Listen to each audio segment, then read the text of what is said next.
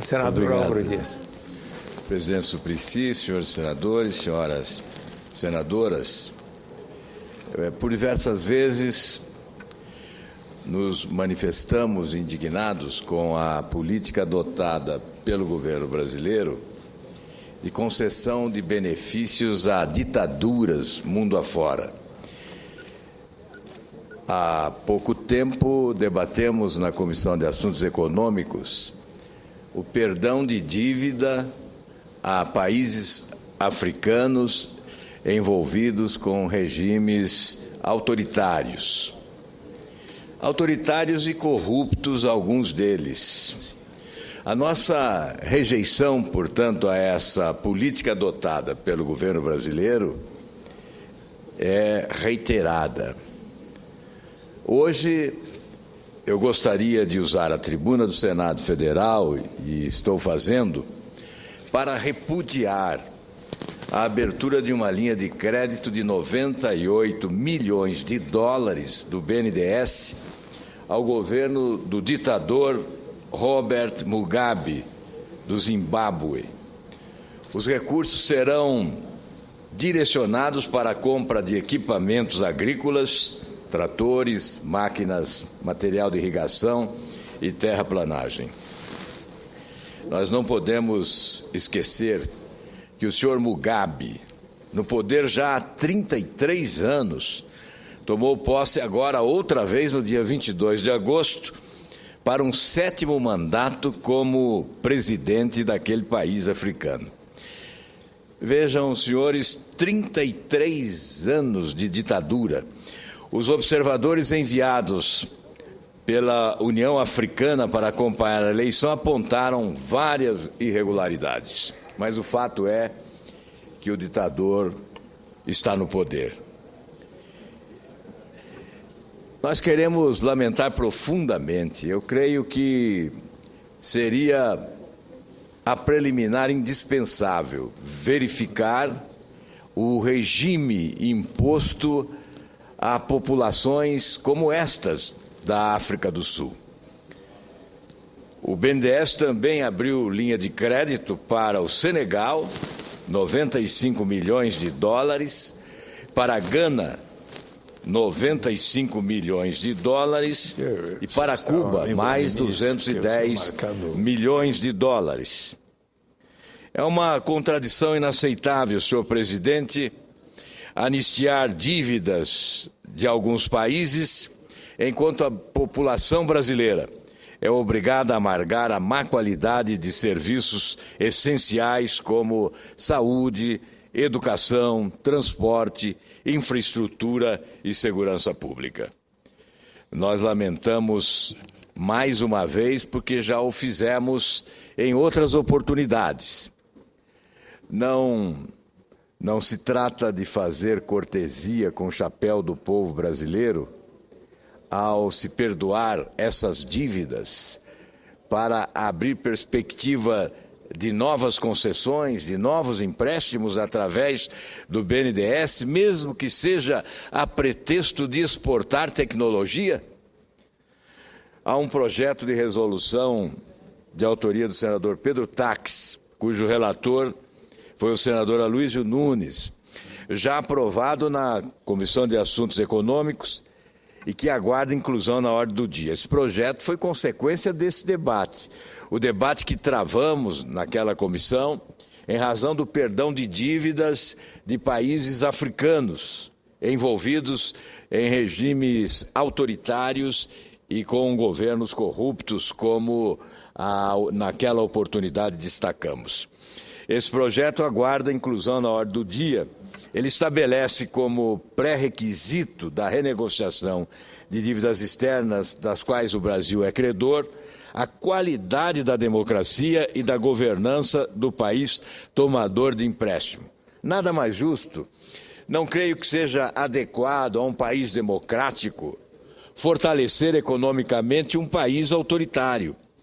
Um país que esmaga a sua população com um regime prepotente e, sobretudo, corrupto, como verificamos em várias oportunidades já no debate que travamos sobre o perdão destas dívidas.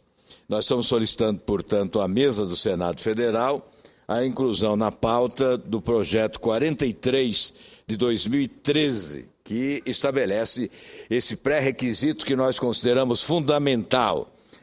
Que regime vigora no país beneficiado? É democracia? E qual a qualidade deste regime democrático? Evidentemente, nós esperamos que o Senado Federal adote uma postura, sobretudo em defesa das tradições democráticas do nosso povo. Eu gostaria também de aproveitar esta segunda-feira, senhor presidente, onde há muita concessão em relação ao tempo dos oradores, para trazer à tribuna um tema que também é recorrente. Não adianta atrair investidores para a infraestrutura no nosso país se não dispusermos de agências reguladoras capazes de monitorar com eficácia as atividades empresariais respectivas, coibindo práticas incompatíveis, anticompetitivas, exigindo qualidade na prestação do serviço e o cumprimento dos cronogramas de investimento. O que se observa é a ampla politização nas nomeações para essas agências. Pessoas ligadas a partidos políticos são nomeadas para a direção das agências, com alta probabilidade de acabarem servindo a interesses privados, em vez de buscar o bem-estar dos consumidores. Não se observa qualquer movimento no sentido de blindar as agências e torná-las politicamente independentes. Funcionam muitas vezes como simples braços operacionais dos ministérios setoriais. Não raro, seus cargos de direção ficam vagos por meses, impedindo que decisões colegiadas sejam tomadas. É o caso da ANTAC. Essa casa rejeitou a indicação de nome sugerido pela Presidência da República para a ANTAC. Pois bem, a presidente Dilma utilizou-se do expediente do decreto para nomear interinamente outros nomes. Já decorreram meses, né? Eu não sei há quanto tempo o Senado rejeitou o nome indicado. Né? Já há um bom tempo houve essa rejeição. E desde então há interinidade. Os nomes foram indicados pela presidência. Consta que há um nome até sugerido pela Presidência da República, que encontra-se numa das comissões da Casa, e que este nome está simplesmente numa espécie de geladeira. Não há deliberação sobre este nome, por razões de natureza política. Portanto, nós não cremos que as agências reguladoras tenham sido instituídas há algum tempo, há vários anos, no governo de Fernando Henrique Cardoso, para que elas pudessem ser utilizadas politicamente, para que elas fossem aparelhadas como estão aparelhadas hoje. Eu vou trazer um exemplo da consequência disso. Um episódio que ocorre no Paraná, no âmbito da atuação da ANTAC. A Porto Portal Paraná, Importação e Exportação, é signatária do contrato de adesão do Ministério dos Transportes, número 47, de 31 de dezembro de 96. Prestem atenção, é de dezembro de 96. Tal contrato tem por objeto a outorga de autorização a Porto Pontal para a construção e exploração de terminal portuário de uso privado misto no município de Pontal do Sul, no estado do Paraná. Após procedimento de fiscalização realizado pela equipe da ANTAC em julho de 2007, ou seja, passados mais de 10 anos, foi constatado que o empreendimento possuía uma série de pendências que impediam o início de suas operações. Assim, através de decisão proferida pela diretoria colegiada da ANTAC, foi determinado o início de tratativas visando a celebração de um termo de ajuste de conduta com a Porto Pontal, a fim de que fossem fixados prazos para regular a implantação do terminal. Eu peço a atenção da assessoria parlamentar da ANTAC para que transmita esta nossa cobrança. Nós estamos pedindo informações sobre este episódio. Eu creio que devo satisfação ao Paraná, especialmente ao município de Pontal, e eu gostaria que a ANTAC pudesse me oferecer as informações para que as transmita ao povo do Paraná. Nesse itinerário, em 25 de março de 2009, foi firmado o termo de ajuste de conduta 3, tendo a Porto Pontal assumido o compromisso de regularizar a implantação do terminal, conforme estabelecido na norma aprovada pela Resolução 517 da ANTAC, no prazo de 24 meses. Não bastasse a atípica situação instituída pelo TAC, supracitado, de prorrogar passados mais de 13 anos, sem que a Porto Pontal tivesse, de fato, iniciado a implantação do terminal que lhe foi autorizado por mais 2 anos o cumprimento dessas obrigações, fato é que a Porto Pontal não cumpriu com os termos ajustados. Significa dizer, mesmo com essas infindáveis prorrogações, não houve o efetivo e integral cumprimento das obrigações assumidas. Agora mesmo, com a inusitada situação de passados quase 17 anos desde a celebração do contrato de adesão, veja que nós estamos nos referindo a um horizonte temporal de 17 anos. Não são poucos dias, não são poucas semanas, não são poucos meses, são 17 anos desse contrato de adesão, e o projeto não entrou em operação. Diante de um novo marco regulatório instituído pela Lei 12.815 deste ano, a ANTAG pretende, sob o manto de adaptar a autorização concedida, permitir a Porto Pontal a realização da construção e exploração de uma operação muito diferente daquela originalmente outorgada. Pelo menos é o que pretendeu fazer através da decisão colegiada proferida na reunião ordinária. Olha, senhor presidente, eu gostaria que a ANTAC prestasse informações sobre isso. É verdade isso que nós estamos relatando da tribuna do Senado Federal? Ou há algum questionamento a fazer a respeito da veracidade desses fatos? É esta a história real desses 17 anos de omissão? Nós queremos que a ANTAC possa nos responder. Sem adentrar no mérito do tema, a simples narrativa fática acima já dimensiona a pouco usual maneira com que a agência tem tratado, para dizer o menos, descumprimento contratual perpetrado por esta empresa. Eu não sei se a ANTAC existe exatamente para isso.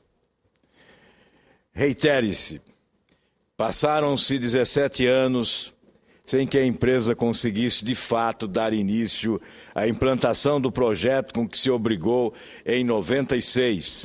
Agora, diante de um novo marco regulatório, esta mesma agência pretende agraciar a empresa inadimplente com a outorga de uma autorização absolutamente descolada da realidade posta no contrato original. A ilegalidade é ostensiva. Além da ilegalidade apontada, há um prêmio à inadimplência, ao descumprimento de contrato. Se exige muito no Brasil o cumprimento de contratos, e essa exigência sempre é dirigida ao poder público. O poder público há de cumprir sempre contratos celebrados. Mas cabe ao poder público também exigir que cumpram os contratos que são celebrados com ele. E este é o caso. O artigo 59 da Lei 12.815, utilizado como norma autorizadora da adaptação pretendida pela ANTAC, preceitua as instalações portuárias enumeradas nos incisos de 1 a 4 do caput do artigo 8, localizados dentro da área do porto organizado, terão assegurada a continuidade de suas atividades, desde que realizada a adaptação nos termos do artigo 58.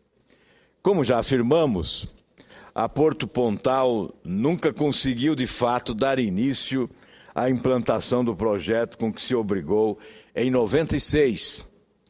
Logo, não poderá o dispositivo legal mencionado dar guarida à sua pretensão pelo simples fato de que não se está diante da continuidade das suas atividades. Em síntese, não há como garantir-se a continuidade de algo que nunca se iniciou. Por fim, mas não menos importante, ressaltamos que a decisão da diretoria da ANTAC foi tomada por diretores em regime de substituição, em detrimento de outros votos que já haviam sido declarados por diretores que acabaram sendo exonerados. Tal procedimento, por um lado, fere a racionalidade das decisões colegiadas da ANTAG, por outro, afasta a garantia de autonomia e independência dos diretores de agências reguladoras. Senhor presidente, fica a impressão de ter havido um lobby poderosíssimo envolvendo a ANTAG. Isso é preciso ser esclarecido. Por que essa mudança de votos? Diretores votaram de uma forma, eles foram exonerados de suas funções e outros votaram de forma diferente. Mas já não havia um processo de votação em curso para que essa alteração pudesse ser promovida? Nós precisamos entender isso. E nós não queremos, de forma alguma, nos precipitarmos acusando, denunciando. Nós queremos informações, nós queremos esclarecimentos. É isso que estamos pedindo da tribuna do Senado Federal. Há uma sombra pairando sobre um processo absolutamente atípico na esfera de uma agência reguladora, nesse caso, a ANTAG. Este episódio, essa história chegou ao nosso conhecimento. E aquelas que não chegam até nós? Seria só esse fato isolado? Creio que não. É importante destacar que as agências reguladoras foram aparelhadas ao longo dos últimos anos, a exemplo do que ocorre com a administração direta e indireta.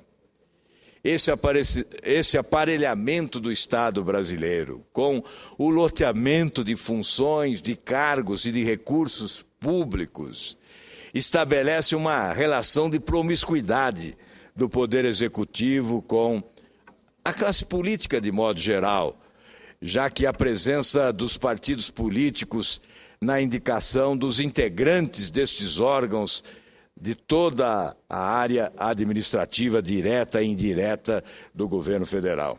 Portanto, senhor presidente, é mais um fato, é mais um relato, é mais um indício de irregularidade. E nós estamos inicialmente pedindo esclarecimentos. Vamos aguardar os esclarecimentos para que, eventualmente, possamos voltar ao assunto e pedir providências efetivas. Muito obrigado, senhor presidente. Cumprimento o senador Álvaro Dias. Gostaria de